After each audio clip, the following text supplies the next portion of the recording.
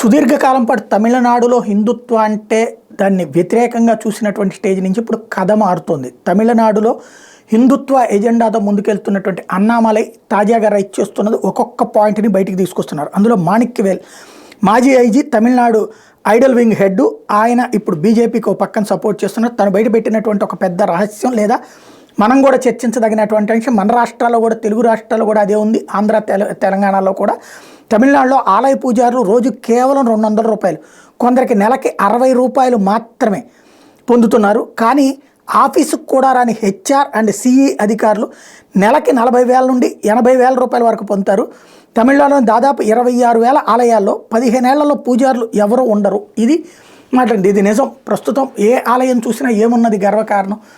బిడ్డల్ని తీసుకొచ్చి ఆలయాల్లో అర్చకులుగా ఉంచాలంటే 5,000కి 6,000కి పనిచేయాలి. అది కూడా కామన్ గుడ్ ఫండ్ కింద ఇచ్చేటటువంటి డబ్బులతో, అది తప్పించి ఏమీ లేదు. అదే అక్కడ ఉండేటటువంటి ఈ గుడి పర్యవేక్షణ కోసం ఉండేటటువంటి అధికారికేమో 25,000 30,000 జీతం ఉంటుంది, ఇతర సిబ్బందికి 15,000 20,000 జీతం ఉంటుంది.